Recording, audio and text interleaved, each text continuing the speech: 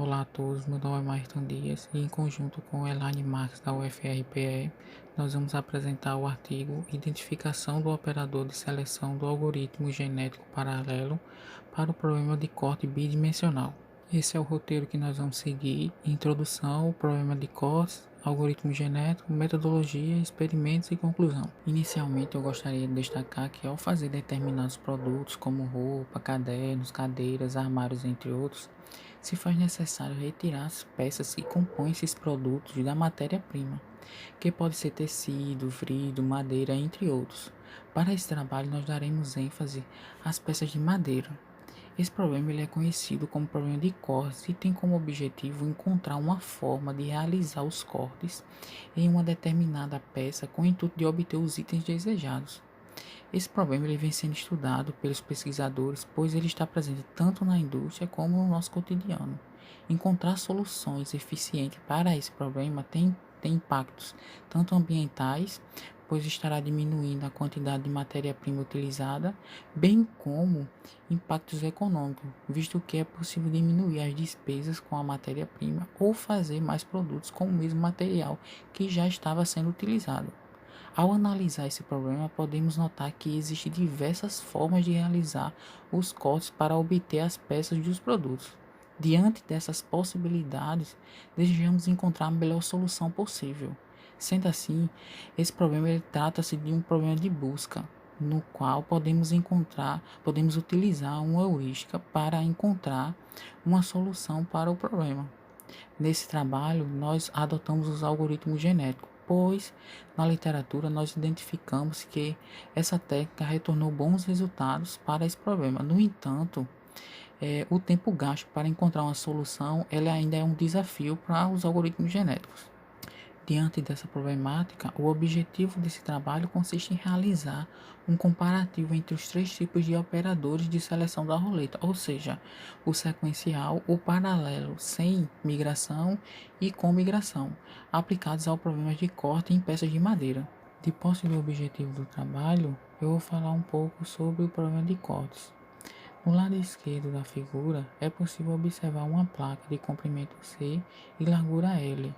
No lado direito, temos 10 itens, onde cada item ele possui o seu comprimento e largura. Sendo assim, o desafio é encontrar uma forma de organizar esses itens na placa de forma que a placa seja utilizada da melhor forma possível. Mas agora surge a pergunta: como podemos realizar os cortes nas placas? Na literatura é possível identificar dois tipos de corte. O corte guilhotinado, como mostrado na parte superior da figura, nós desejamos realizar o corte para obter a peça desejada, que é essa marcada delimitada em branco. Nesse caso, o corte guilhotinado irá realizar o corte até o final da peça. No ponto B da figura, notamos o resultado desse corte. A placa foi dividida em duas partes e a parte da esquerda possui a peça desejada. No entanto, ainda é preciso realizar outro corte. Seguindo o mesmo raciocínio, no ponto C da figura, notamos que foi realizado mais um corte, obtendo assim a peça desejada. O outro tipo de corte é o corte não guilhotinado. Como podemos observar na parte inferior da imagem, no ponto A, desse tipo, a máquina não realiza o corte até o final da placa. Ela percorre o tamanho da peça. Nesse caso apresentado, ela finaliza com a peça e o saldo inteiro, diferente do corte guilhotinado, que o saldo ele foi dividido em duas partes.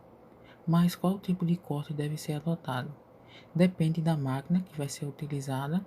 Para indústrias que têm uma demanda maior, geralmente elas usam o corte guilhotinado, pois não precisam manipular a peça durante o corte.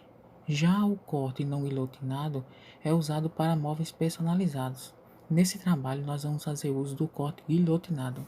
Nessa imagem, podemos observar uma possível solução para o problema usando o método guilhotinado. Para inserir as peças na placa, utilizaremos um padrão, ou seja, as peças são inseridas da esquerda para a direita, de baixo para cima, colocando cada peça uma ao lado da outra. Caso não tenha mais espaço, ela será inserida na parte superior. Falando um pouco agora sobre os algoritmos genéticos, eles são uma técnica de otimização baseada na teoria da evolução e na recombinação genética. Na figura é possível observar os passos básicos do algoritmo genético. Inicialmente é criada uma população com indivíduos que são soluções do problema. Em seguida será avaliado cada indivíduo. A população passará pela seleção, reprodução, mutação, módulo da população. Nessa figura, nós temos a representação cromossomial, que nesse caso é uma matriz, onde cada coluna representa uma peça e a primeira linha representa o ID. Cada ID possui seu valor distinto para não ter sobreposição. A segunda linha representa o comprimento da peça e a terceira linha representa a largura da peça. Após inserir as peças na placa, utilizaremos a função de avaliação, que consiste em medir o tamanho do saldo.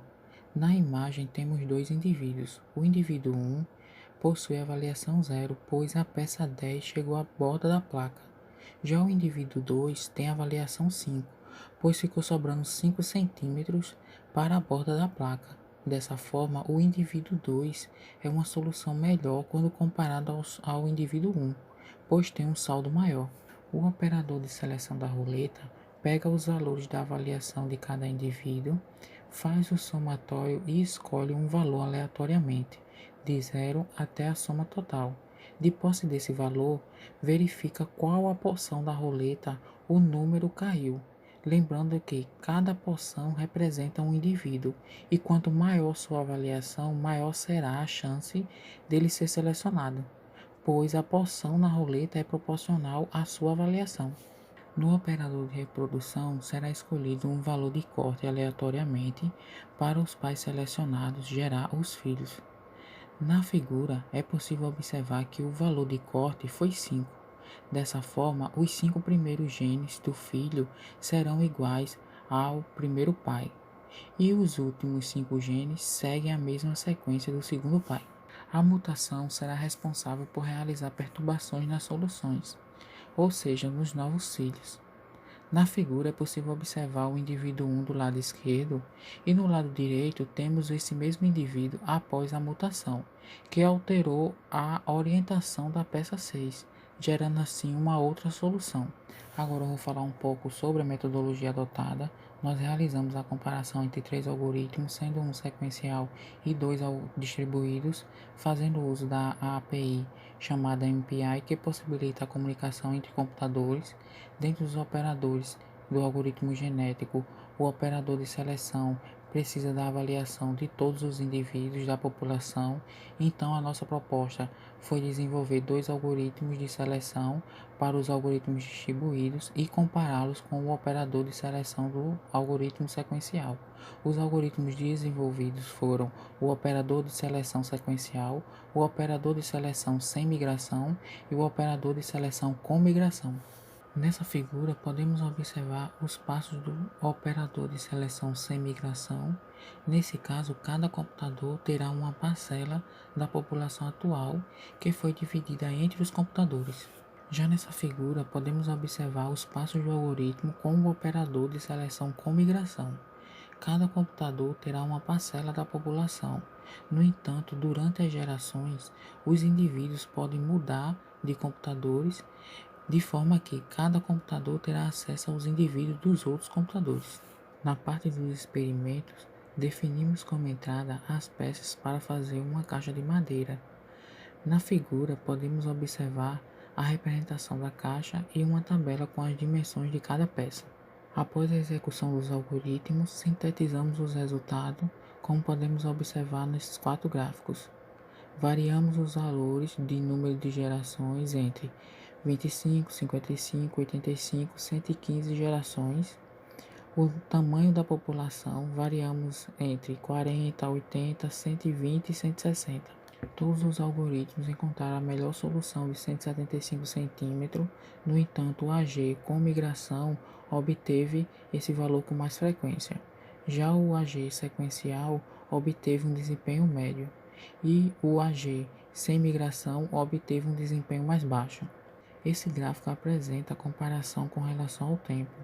e o AG sem migração obteve um desempenho melhor do que os demais, o que era esperado, pois cada computador estava com uma parte da população, e o AG com migração teve um desempenho médio, e o AG sequencial teve um desempenho mais baixo. Agora eu vou falar um pouco sobre as conclusões e trabalhos futuros. No geral, foi possível identificar um bom desempenho do algoritmo genético paralelo com o operador de seleção com migração, obter um comparativo para ajudar na reflexão se é necessário adotar um algoritmo genético paralelo. Como trabalho futuro, encontrar uma modelagem matemática que aceite peças irregulares, integrar um módulo gráfico que facilite a utilização dos usuários finais. Esses são os pontos principais da apresentação e muito obrigado a todos.